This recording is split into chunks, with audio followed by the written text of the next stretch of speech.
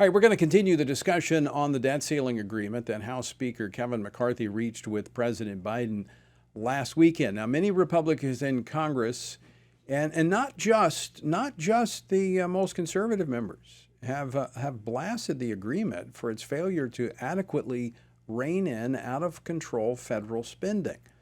But what is actually in the legislation? Well, joining me now to discuss this and more is Congressman Andy Biggs. He's a member of the House Judiciary Committee, represents Arizona's 5th Congressional District, former chairman of the House Freedom Conference. House Speaker, Congressman Biggs, welcome back. I just promoted you. Welcome back to the program. Hey, thanks, Tony. Good to be with you. All right, before I get started, I want to play a clip today of Senator Schumer, the Democratic leader in the Senate. Play clip number 5. From the start, I've said the best way forward to avoiding default is bipartisan cooperation, and that's what this agreement represents. Again, nobody gets everything they wanted, but this bill is the responsible, prudent, and necessary way forward. He looks like he's just smiling all the way to the bank. It looks like he's got everything he wants. Yeah, and you know what else? The Biden chief economic advisor has said that with this deal with McCarthy, all of Joe Biden's agenda remains in place and funded. Also that they're secure in the progress of the progressive agenda that Biden has set. So when our leadership says, gee, the Democrats didn't get anything, then explain to me why they believe that they're keeping all of their programs in place and they're set and ready to go and advance and fund their additional programs. And that's part of the problem of this bill. So let's compare this side by side with what the House passed last month that had strong support among conservatives in the rank and file of the Republican conference. And it dealt with spending. It dealt with raising the debt ceiling, but there was a trade-off. So walk us through, how does this line up to what the House embraced last month? So first of all, the bottom line number was in the bill last month was $1.5 trillion debt ceiling lift. This one doesn't even put a number on it. It just sets the date out about 19 months from now, which we estimate that to be well over $4 trillion. And so let me stop you right there, Andy. So you're saying that this doesn't even put a cap on it, that they can raise whatever they want over the next 2 years?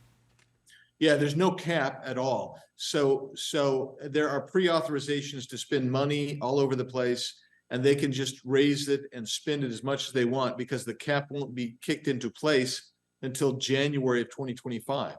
Right. So that means the estimate is going to be somewhere north of $4 trillion. And Tony, they did that for a cynical reason, because when the American people hear that in about a 2-year period of time, we're going to increase our national debt from 31.5 to about $36 trillion. They know that people would be livid and would say, no, we don't want that. But by saying we're just going to go to a date certain, then you kind of disguise it a little bit. And the second thing too that's cynical about it, Tony, is by pushing it out past the November 2024 presidential election, they take that issue off the table. And that is an issue that Republicans typically would win on, because we used to be thought of as the more fiscally prudent party, but I'm not so sure about that now. But it takes it off, and so there's a political reason to do it as well. So it's really cynical to do it in the way they've done it. Also, when you look at, and I was talking with Congressman Cloud about this, and this is what is so stunning for me, is that this takes the bloated post-COVID budgets that we saw somewhere north of $4 trillion of extra spending in response to the COVID relief. That becomes a part of the baseline. That's just normal spending now. Yeah, that's why I introduced legislation to take us back to the pre-COVID 2019 levels. But what this does is, you're right, you are locked in now, and you legitimize the gross overspending, which is now your new baseline. So you've gone from a baseline of spending somewhere around $8 trillion pre-COVID to now your baseline is about $6.1 trillion. Imagine that, Tony. That's a 1.3 to 1.4 trillion, depending on who's talking to you about it, increase in the baseline. And then that means your growth is going to go based on that. And so you're never going to go back and bring it under a rational non-deficit spending baseline. Is there a period in history where we saw that significant of growth in such a short period of time in government spending? I mean, it's about a 50% increase.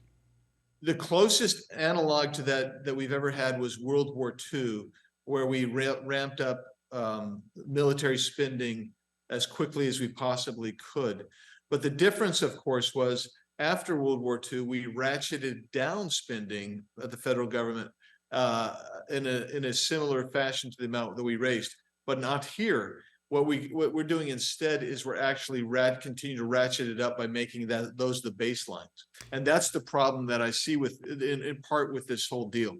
This, as I see it, number of members I've talked to, the only way this passes is with Democratic support.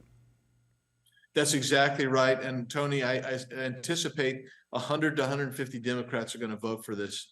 And that should tell everybody something. It should tell them that the left is perfectly content with this piece of legislation, and that maybe we should step back, reassess, renegotiate. I think you're absolutely right. In such a polarized environment that we have today, where you'll have Democrats embrace this, who are all about big government spending and woke policies. If they can embrace this, there's a problem with it. Yeah. Congressman Andy Biggs, thanks so much for taking time to join us today. Always great to see you. Always good to be with you, Tony. Thank you.